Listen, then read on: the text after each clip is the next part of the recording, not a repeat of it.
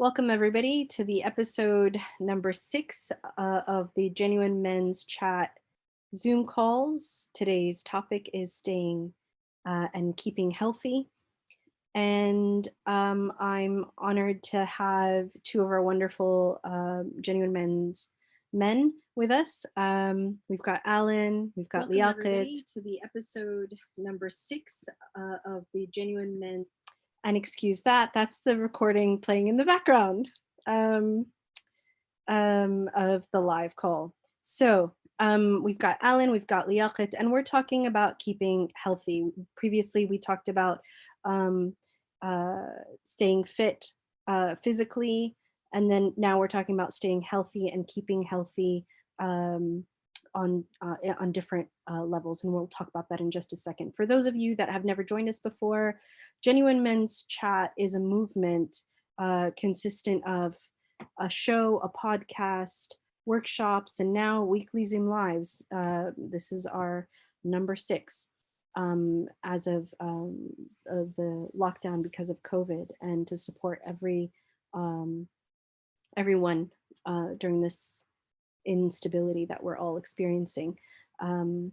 It's also the Genuine Men's movement is an opportunity to express the often unheard honest views of men from various backgrounds, cultures, religions, and life experiences. It's also a rare opportunity for men to have a platform to express their views, their thoughts, their perspectives, and obstacles in life with other men on topics that impact them, their families, their communities, and society as a whole. It's an unfiltered and unadulterated look at what life looks like from a man's perspective. Hi, I'm Reham. I'm the host and men's transformational relationship and personal and professional life coach. And one thing that I'd like to get started on just quickly before we jump into the discussion with our men is what I did once lockdown took place here in the UK where we are. Regardless of where you are in the world, everybody had a different lockdown. But here in the UK, we experienced lockdown. And due to that, I wanted to jump on board and contact many of my clients who are majority male clients and ask them how they felt about their emotional, mental, and physical well-being and health.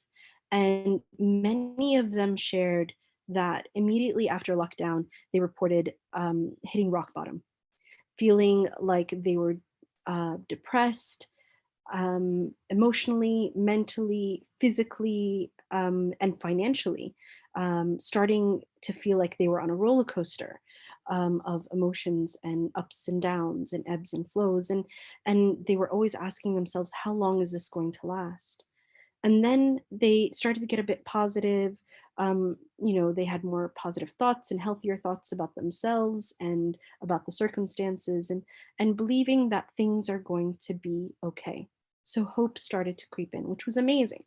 But then as we all progressed in lockdown, many of them reported that they hit rock bottom again or close to it, feeling fear now instead of just depression, because they heard bad news, a death of a loved one, a disconnect from society or their coworkers or family members, especially if they're in isolation alone, or in isolation in a place that wasn't your home.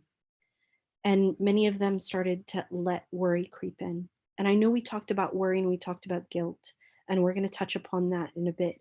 Worry being what you're hoping to happen in the future and you have no control of it over it. And then we talked about guilt and shame and other heavier emotions, and that kicking you back into the past and allowing you to go onto that roller coaster of the past and not freeing yourself from that, because we can't change the past either.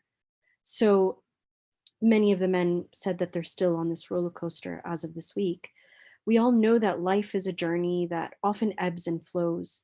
Nevertheless, how do you manage or overcome something that is completely out of your comfort zone and it impacts your sense of stability and certainty? That's our topic today: getting healthy, keeping healthy, and staying healthy, developing our healthy mindset muscle. And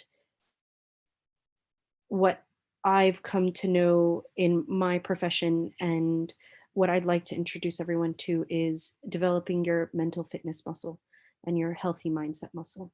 So, welcome, gentlemen.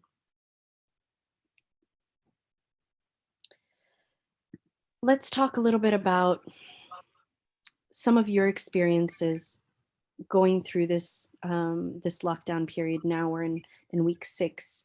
For some people, it's week 7. How have you experienced it? What have your experiences been? For myself, I think initially it was just grasping how to deal with the actual circumstances we're in, and I think a guide for us was just what we were hearing on media and in the news and government guidelines. And I think we were quite focused on implementing that into our lives initially, because, as I say, we were all in it together. So it wasn't that it was if targeting individuals as such. It was the whole, not just the whole nation, it's the whole world that's in this turmoil, to be honest. So I think because it's a collective scenario that we're in, it perhaps makes it a bit easier to feel that, well, I'm not alone in this, you know. I'm not the only one who's having to, go through all these difficulties and try to face these extraordinary circumstances. But I think you do tend to, at times, get a bit down on the actual circumstance, because everyone's trying their hardest to sustain this regulation, this rule that's been put into place. But the reality is, as human beings, we've got a life to live, and we're not doing that. And that's the biggest challenge. How do we just stop our lives completely and just abide by what we've been told to do? And we know it's for the best for one another, for each and every one of us. But regardless, practically, it is a difficult task to take on board. And then you've got the dynamics of not just yourself, but people that your relationships, your family and your friends. It's having to deal with everyone has their own kind of thresholds in terms of how far they can manage the circumstances that we're in. And I think the encouraging thing is collectively we're in it, and collectively we can try to support one another when we're at that stage where we think, you know what, I can't be bothered about today. It's just, I just want to get back to normal. And then it really hits you, and you have that high levels of anxiety. We just have to really be there for one another, to be honest.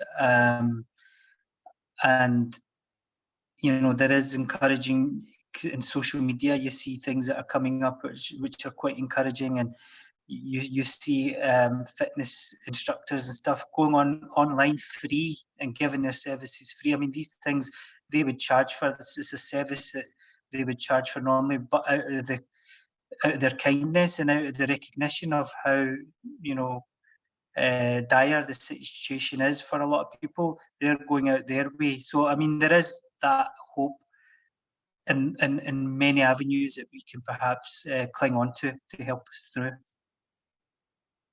Yeah, I would say from my point of view, like, it's been a while now. It's been over a month, I believe, that we've been in a lockdown. So at the beginning, it was a little bit different to what is going on right now.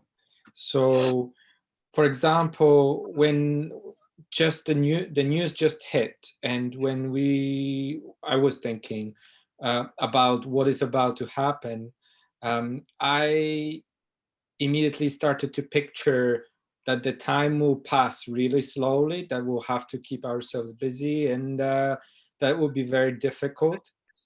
And it will be very easy to be lazy and not do anything or get depressed. I immediately saw that. And basically, since I'm a solution oriented person, so I wanted to find a solution or prepare myself as quickly as possible to avoid any bad impact on my health, any bad impact on my mental state. Just basically put something in place to protect myself from it, including my environment, the physical activities, and relationship that I have with my girlfriend. I knew that, for example, I have to be prepared for situations where we will be easily agitated, that we'll be living in a small place for a very long time, and we'll feel almost like in a prison. So all those things, I was thinking, okay, we're gonna get ourselves prepared. And since it's been over a month now, or almost a month, I'm not sure exactly, because what happens is you lose track of time. It's actually been like that. You can't really tell which day of the week it is sometimes. And but it's been a long time, relatively long time. Um, what I can say now is we made it. We're not there yet. We will still have a long time probably to go, but we made over that period. We've done quite well. We're still alive. Um, we're in good physical shape. I tend to push myself to do some activities. Same for the mental state. I didn't go crazy. I find myself things for myself to keep my mind occupied, to stay positive, not to go into the downward spiral. Um, so I knew it would be so easy. I tend to overthink and be influenced by my environment sometimes, and like I need to be very smart and careful about what I'm thinking and what I'm doing.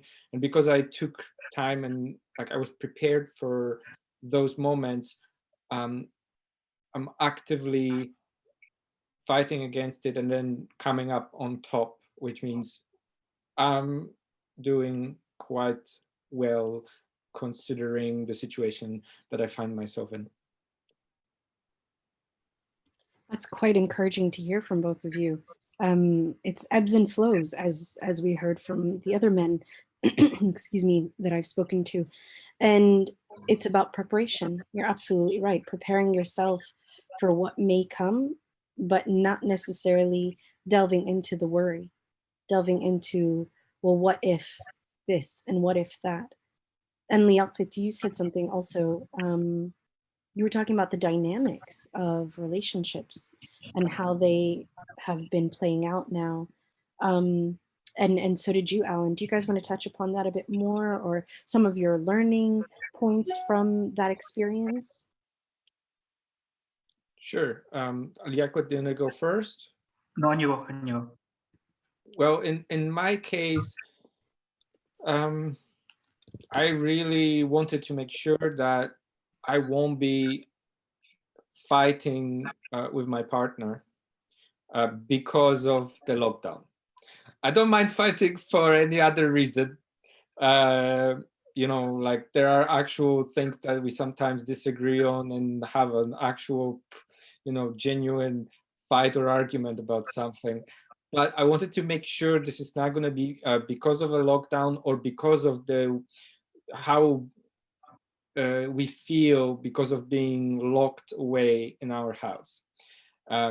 So coming back to preparation was the key for that. So whenever I spotted that feeling, the moment that I was being agitated, that I was being kind of down, I would go for a walk. I would get busy with reading or something that would occupy my mind. You know, obviously we're supposed to stay at home as much as possible, but if I for example, I can go for a run, then I would go for a run. And also if I see that my girlfriend is getting into this kind of low mood, that she would be agitated too, I would do something, because I know her, I would know what to do to bring her back to our higher state, and give her a hug, or leave her alone, or actually give her comfort and be close. um, just kind of actively judging what to do and then doing it. So I know it is going to be different for different kinds of people, because people are different in different stages of relationships, and they will. I heard there's going to be a lot of people who are getting divorced or breaking up after the lockdown. Um, so it all depends of how much do you want um, to get through this with your partner. And in my case, it was I want it bad. I want to make sure that we come out on the other side together and stronger, and that we actively support each other to do that. Yeah, I think with myself, it's having a little one in the house who's obviously unable to go to school. So she's doing homeschooling at the moment. I try to take some of that responsibility of um, just keeping an eye on her, making sure that she's doing what she's meant to be doing, my daughter, and not just leaving it all to my wife to kind of deal with all the time, which, you know, if I'm away to work, then certainly it's her who has to kind of drop her off or pick her up, and then make sure that she's had something to eat and so on. But because of these long days of just being in constantly all the time, and you know, it does get to everyone some point or another. So I'm just a wee bit more conscious in that sense, where I'll take the lead and I'll, you know, just make sure I go up to my daughter before my wife does, you know, and try to make sure that everything's in order and everything's going according to plan. And that's something that I'm deliberately doing, because I do recognise the fact that you know, it's unfair of me, you know, just to kind of sit back and put my feet up and just think, oh well, that's her role. That's what she does. She knows better at it. I'm kind of taking the onus on this, and you know, just easing it for her as well. And I can see that she is more relaxed by me putting in inputs like that. And that's just one aspect of it, but just other kind of roles that maybe that she generally I take for granted from her, that I take for granted for her to do, that I'll kind of step in and volunteer to do as well. And then on top of that, there's additional things now. So like before, we never ever went out for walks together. It was just something that we didn't do, because like you would be working all day, you'd come home, and you just had a routine. But so now we've kind of made it a thing where, you know, we both go out together, we'll go for about a 10-15 minute walk sort of thing and spend that time. And that's very unusual. I mean, it's just a walk, but it's something that we never shared before. So obviously there's the element of the health, it being a factor of a healthy routine to take up, and also just that time that's spent together, and doing something together as well. You know, especially now that things are so much restriction. It's amazing how both of you have developed that sense of connectivity and worn that connectivity hat in your relationships, which is really inspiring to see. So it's a proactive approach to your relationship. So it's a healthy investment in your partners or your family, so that you can lighten their load or kind of be more empathetic, which is beautiful to see. So I want to commend you both on that, because empathy is such an important quality in men and in women, but being that we're talking about men and their own health today, empathy is so vital. And I want to really just take a minute to recognize the empathy muscle that you've both built, and have been able to utilize in using that connector role with your partners and family. So good on you both.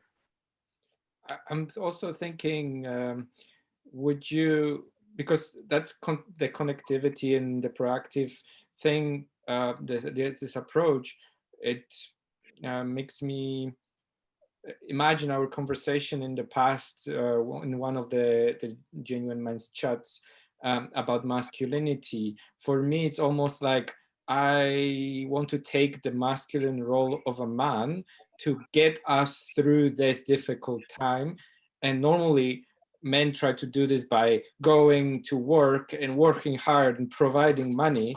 In this case, it's more like I'm going to make sure my health, mental health and physical health will be good, and I will also take care of yours by removing myself if you need space, or being close to you if you need it.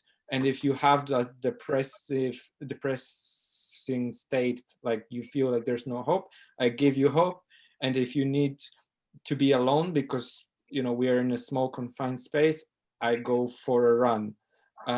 So and I do it as the manly thing to do, to ensure that we're gonna get through this.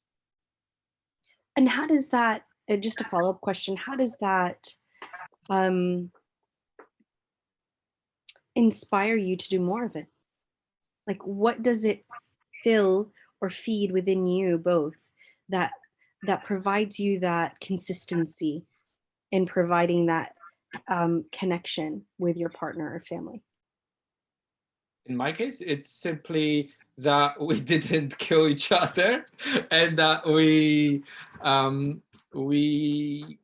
are doing well. We are not seeing negative impact on our health, despite the fact that we have to spend so much time in closed surroundings in one spot.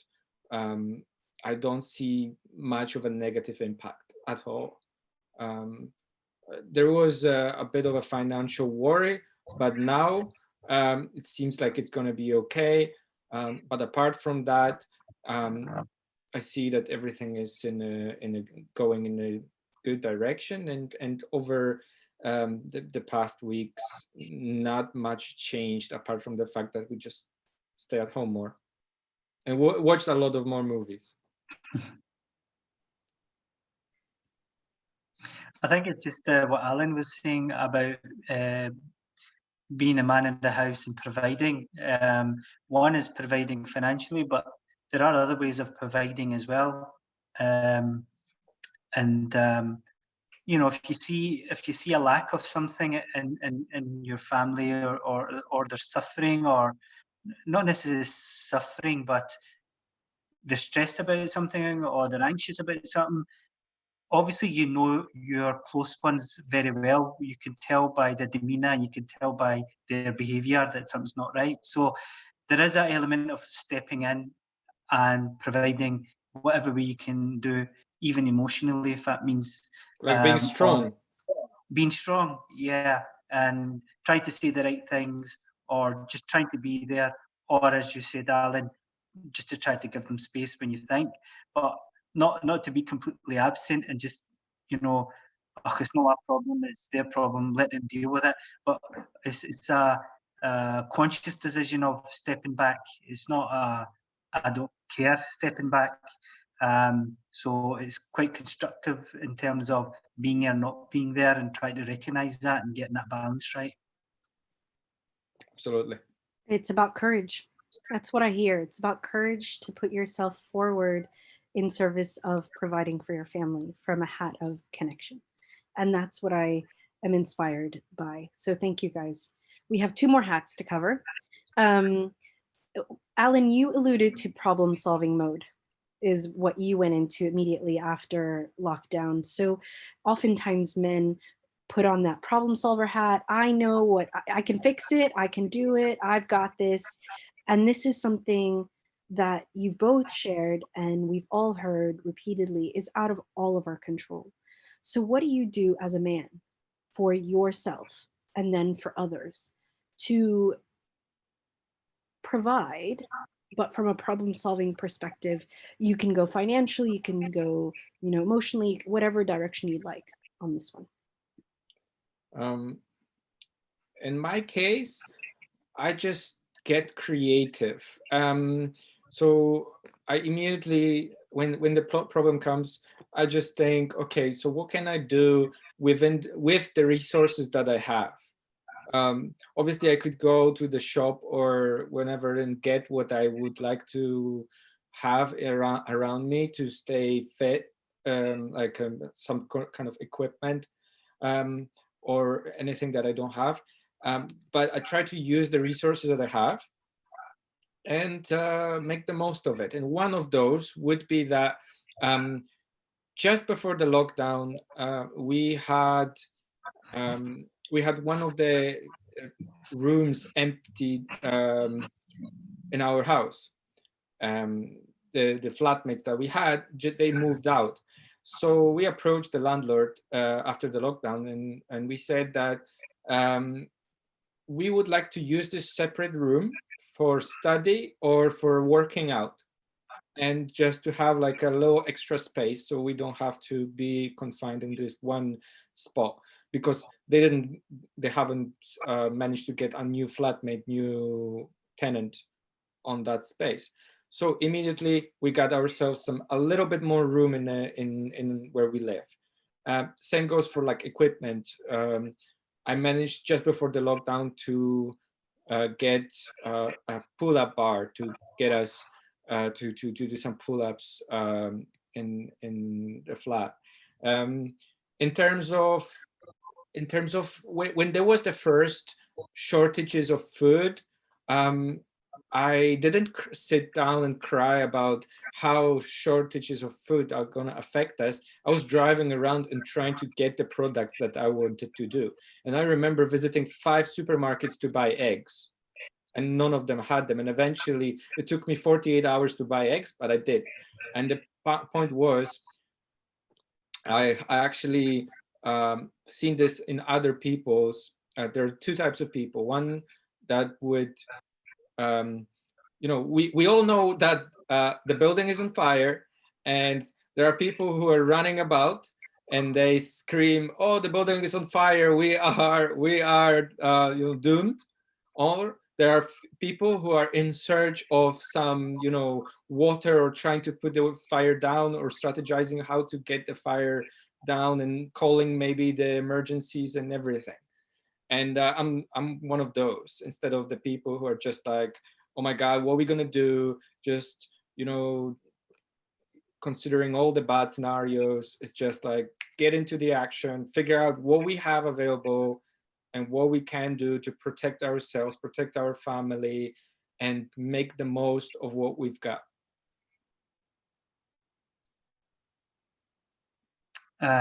With myself, I think it's not necessarily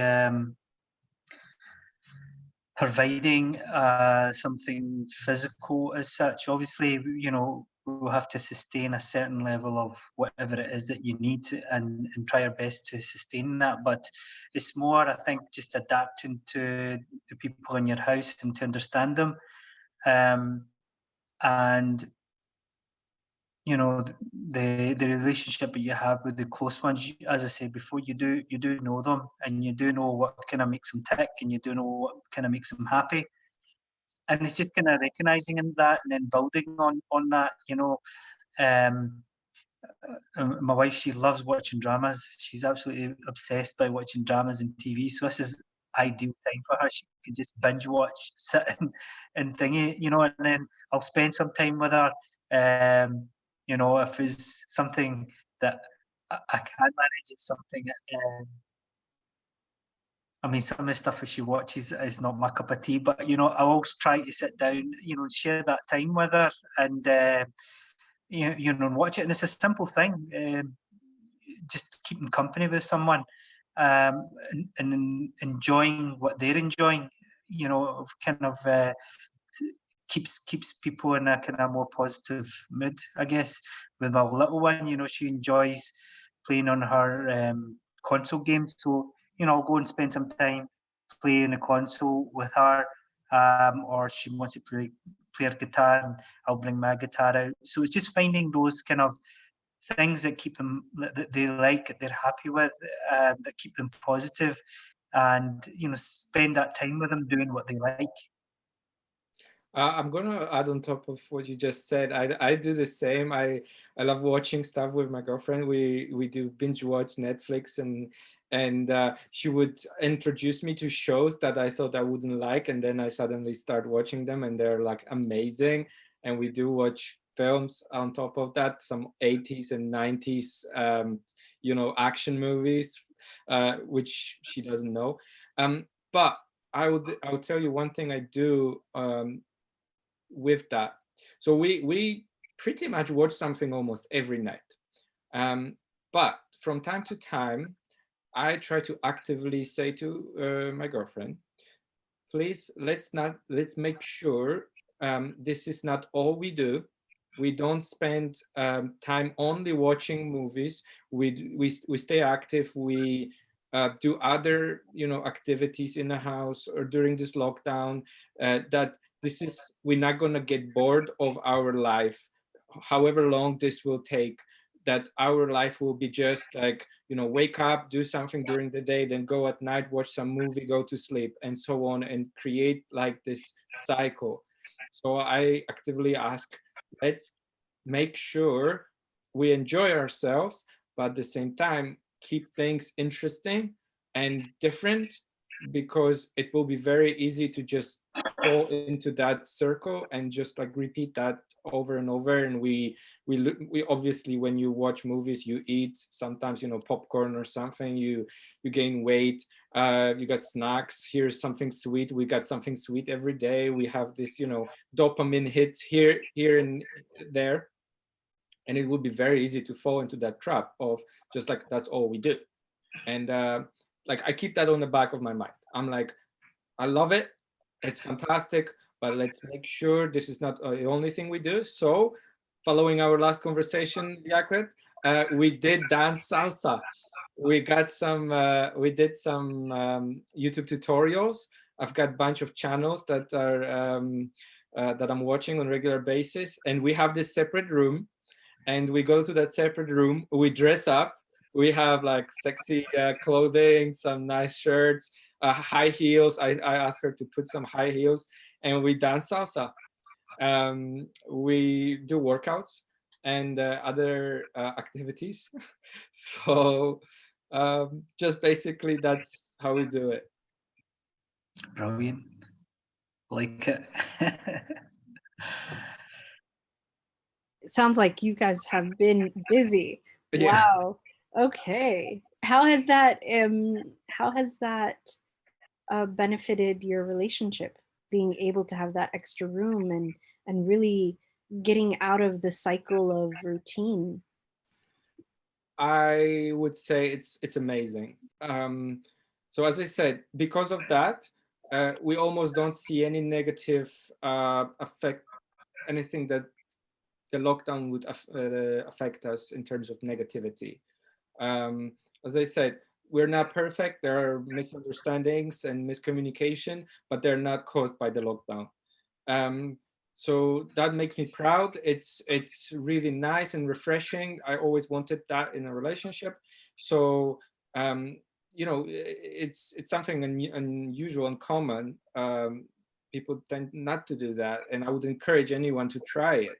Actually, dress up and do something out of ordinary during this lockdown, like something like this. Just like people do this for jokes, that they dress up and go with the take the rubbish out.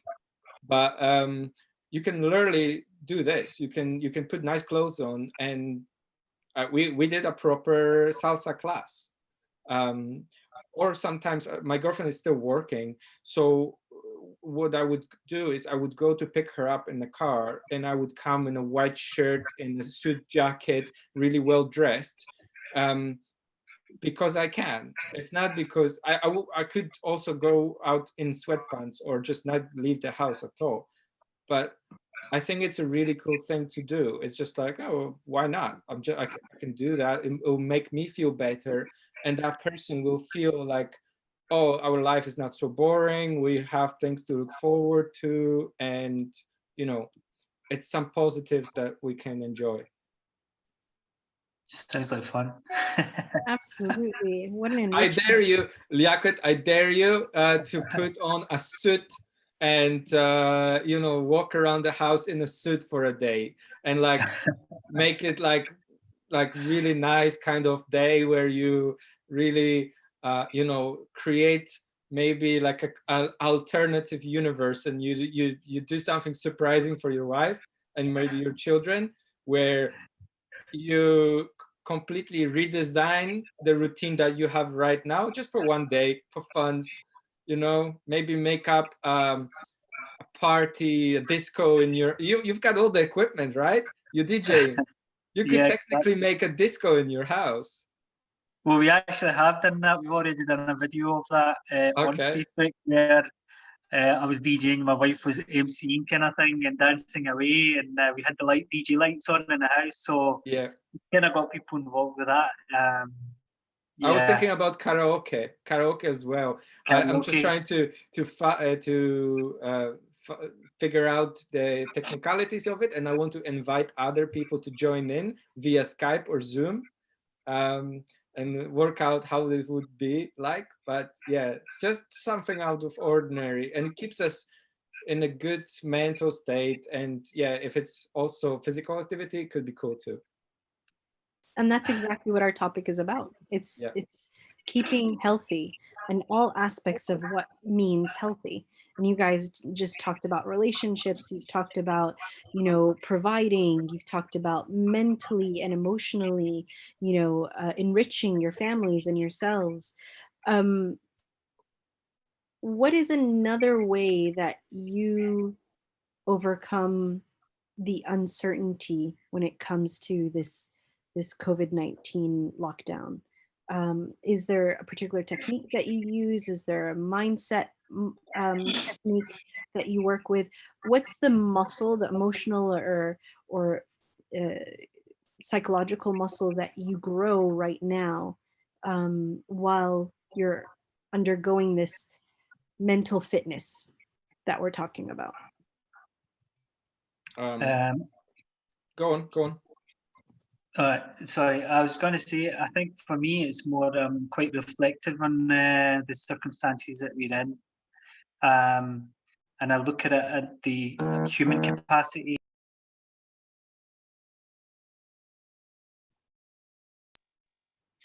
The way I reflect on it, things aren't that bad, because the other people, the other human beings out there right now,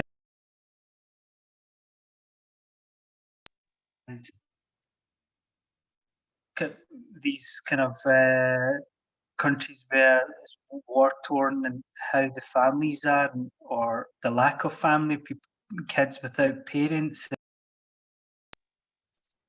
lack of medicine, and just no provision whatsoever, no shelter, and how they have to sustain their lives. And we, despite the fact, that we've got these restrictions, but we're far, far from it. We still live relatively comfortable lives. And for me, I've got no reason to be ungrateful about, or really to kind of have qualms about, because there's people out there that are in real situations which are out of their control, and they don't have any insight in terms of when it's going to end for them. I mean, at least we can kind of forecast it. There will be an end to this eventually. We can go back to our lives eventually. But for those people, it's been many, many years that they've kind of gone through these conflicts and seen these traumas, and it's very, very dire how a lot of people are living in this day and age, that this civilization that we live in today, that they're still, having to face. So for me, it's the being reflective and seeing, well, how bad really is it for me? And what about other people on the planet, and having that reflection. I agree with that. I think putting things into perspective and just not feeling sorry for yourself, because there are people who are in a much worse situation than us. That's important. I agree with you, Lachlan. Apart from that, whenever I do have some sort of anxiety, it usually comes down to finance. I tend to meditate. I've been using the Headspace app to every morning get myself about 10 minutes to calm my thoughts and improve my breathing. And from what I've learned over the past few months is that if you work on your breathing, you can get through a lot of anxious times. So that's what I've been doing, and yeah, not feeling sorry for myself, or just being positive, putting positive energy to the world. Yeah, that's my kind of way to get through that. I think the other thing for me also to add on to that as well, what you're talking about meditation is my faith as well, because for me, faith is a very, very important aspect of it, and our faith can indicate how to deal with scenarios which are out of your control, and so I do turn to my faith for answers as well, and that gives me some solace and some comfort as well, to reflect on what my faith, how it deals with it, and finding the answers there as well. And I certainly do find peace once I reflect on that and try to understand how my faith asks of me how to deal with this circumstance that that I feel that I'm in.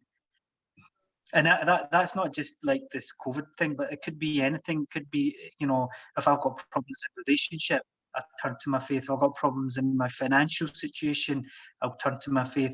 If I've got problems just, generally not feeling happy for whatever reason, I always have that thing where it is faith-based for me, and it's a very, very, very important part of my life that I find it works for me, totally works for me. So you guys are talking about really important muscles that we're growing. It's not just the mental fitness muscle, of our mental health, but you're also talking about our belief muscle, belief in whatever there is that's bigger than us, that's out there, that can provide us with that solace that you were talking about, Liaqat. You were talking about a reflective muscle, Liaqat, as well as and Alan, as far as like, how bad is it really for me compared to other people out there that are in more impoverished areas, or less, less fortunate. Yeah, less fortunate. Exactly. I mean, put ourselves in those that are in hospitals, that are sick, that are ill, parents that have passed on, or elderly, or even children that have succumbed to this illness. We are absolutely fortunate. Put aside, the refugees that don't have homes, that have just come to our land here, and the fact that they're completely in uncertain times, in isolation, without support systems, and even possibly language proficiency. So we are absolutely fortunate. I would even venture off to say a few more muscles, like adaptation, the ability to adapt to our circumstances, the ability to recognize the reality of what we have, the abundance that we have, and build on that, and adapt, as you were talking, Alan, shifting with the tides, recognizing that I had made a solemn promise to myself that I was going to be that firefighter, that I'm not going to be the person that sits there and woe is me. So, and you mentioned that as well. So being proactive about our lives, that adaptability is key, especially in times of uncertainty. And we have many in our lives, because as we talked about before in the introduction, life is about ebbs and flows. It's about the small pebbles and the big boulders that come in our path on our journey of life, and what can we do with them? One more that I just hinted to was resilience. The fact that we have a reflective muscle and we understand that we can adapt, and that we have the mental fitness to, and the wherewithal to overcome some of the things that come in, like anxiety or depression, or getting caught up in catastrophizing the scenario, being caught in the past, worrying about the future. Breathing is everything. It refuels the body from the belly inwards and all the way out when you're exhaling, to refresh our body to be able to take in new information, new emotions, new data, so that we can then make decisions from a conscious choice, as you talked about, Liaquat, and Alan. And so that sense of resilience then becomes what I like to say the new normal. Not life before COVID, life after will be the new normal. No, it's about that resilience that becomes the new normal. The fact that we are growing our internal muscles, our life skills, to be able to function not from a sense of chaos and fear and guilt and shame and weight, which is like a boulder on your back or on your chest, but from a place of wings, from a place of being able to fly and being able to move forward in our lives, if it's baby steps or if it's taking flight and going past the limitations that we perceive that we may have been bogged down by. You know, we are here to break the limitations, to question those limitations that have been imposed upon us, to create that sense of resilience. What are some tips that you guys would want to leave our audience with? And if you have any comments or anything about what was just said, or our conversation today. There's definitely something that I wanted to add with this resilience or being able to adapt. One thing is, when after a couple of weeks of this lockdown and how situation is developing, and things that are happening in the world in terms of the news and conspiracy theories and misinformation and lots of things this way, I compared this a little bit, maybe, because I didn't want to focus on myself at all. I was thinking, what can I compare this with? And I compared this situation that we found ourselves in maybe how people lived or got through during the World War II. I was thinking, so they found themselves, people who lived during the World War II and they were kind of our age, they found themselves in this situation, very difficult, unable to control anything, and they had to start a new life and kind of learn how to deal with everything that happened during that time. And fortunately, we are not in a wartime, which is great. So nobody is being killed. There are some people who are dying because of the virus, which is another angle on that, but it's not a war. So that's a positive. Another thing is, if you look from a perspective that, I don't want to feel sorry for myself. There have been people in the past who have been going through wars and different difficult times, then you should stay positive. You will find a way. You will live through it. I recommend reading a book called Man's Search for Meaning, which is a story about a man who got through the concentration camp in Auschwitz, and got through the whole process and interviewed people in the camp about why they survived. It's a really empowering and inspiring book. And maybe from the practical point of view, as a tip, I would recommend people trying to limit the amount of news and interactions on social media about this topic. Just to as little as possible. I actually set limits on my phone. There's like on iPhone, you can do screen time. So I put myself maximum 15 minutes of Facebook per day.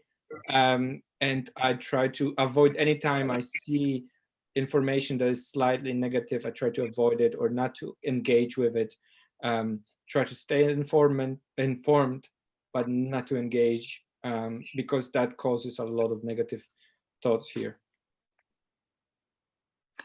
The resilience thing for me, again, it goes back to just reflecting, as what Alan was saying about, you know, what the people through the World War II and how resilient they had to be.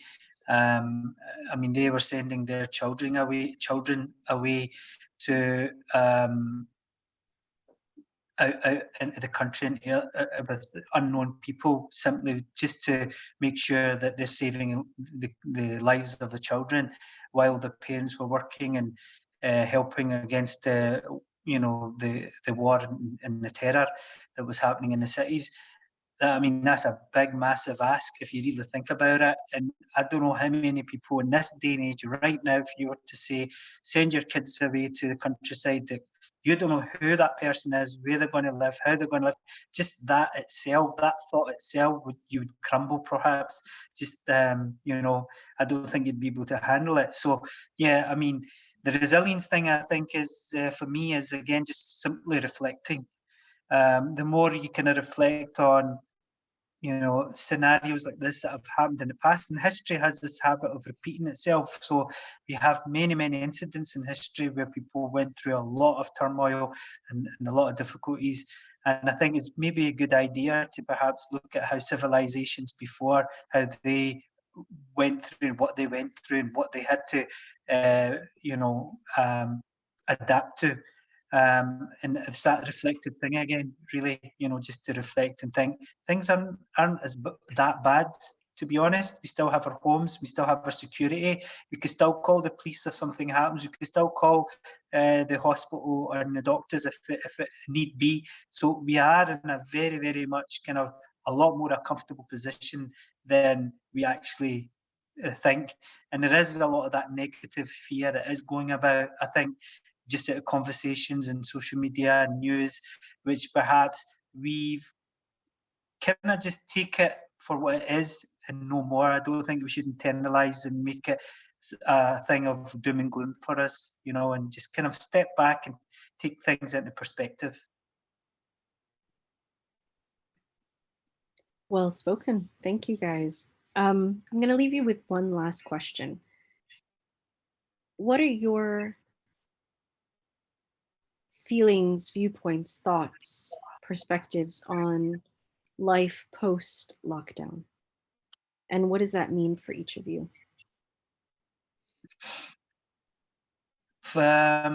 Again, not thinking too much about it, to be honest. It is going to be what it is, and the way we're adapting now, we'll need to adapt then as well. It's a collective thing, and you know, it's not about what I want, what I'm not happy about it. It's not what I would like. I think we have to think not too much about ourselves, but I think more of society and how it would be good for society. And if that means making a bit of sacrifice, you know, it'll need to be done. And I can see, you know, things aren't going to go exactly back to normal. And I'm hoping it, you know, the amount of positives that are coming out, that people kind of continue, that it's a continuation of that positivity after lockdown, after restrictions, and that goodwill that's been going around. There's a lot of that continues as well. From my point of view, I think people appreciate lots of things that they haven't and they've been taking for granted for a very long time. From small little things that we're not able to enjoy for the past 5 weeks or so. Like just going out to, I don't know, a coffee shop or meeting friends and family, to just other luxuries that we have, like travel. for example, in flights. And I'm just hoping that I know this is going to be very hard to come back to things how they used to be. So I'm hoping this is going to be a relatively fast process. It might not be. It might be a difficult and long road. But what I also think, again, and I want to come out from the solution-oriented person and positively thinking, because so many people had a dive, a big hit, and they're now down, we're gonna experience probably a very long time of growth, because everybody will be recovering, and there will be new businesses, there will be everything that will be recovering will be prosperous, because people will be buying, they will be rebuilding, they will be recreating stuff, including the airlines. I was even thinking, instead of looking at, yes, okay, some people will go bust, some airlines will go bust, but after that, there will be new airlines that will grow, and they will they will be keen to get new passengers and get people to travel around the world. There will be promotions, there will be creative solutions to travel. So I think we are looking for an amazing growth. Once we solve this, we figure it out, we're looking at amazing potential and growth. Let's look forward to the growth, and at the same time, while we're looking forward to the growth, just to make sure that we're not going into worry into the future, let's stay in this very moment and invest in ourselves and our family and our partners to grow together. Absolutely. And that's definitely an impactful goal to hopefully take on board as we go forward, regardless of is it lockdown or not lockdown. Thank you both for your honest viewpoints, your perspectives, your experiences, and sharing them. Just as we're speaking today, our 7th episode of the Genuine Men's Chat is going to be launched this Friday, and it's actually talking about faith, a topic that both of you spoke about. Join us for our next episode for the Zoom, our Genuine Men's Zoom calls. We're going to have another guest speaker for the next 2 weeks. Look forward to that. Do watch our Genuine Men's Chat on YouTube. Follow us on LinkedIn, Instagram, and Twitter. Share, like, and don't forget to join our Genuine Men's Chat Facebook group and join the other men that are similar to Alan and Liaqat in the discussion. Our motto for 2020 is many men, many conversations. Have you taken your seat at the table yet? See you next week. Bye-bye. Bye. Bye-bye.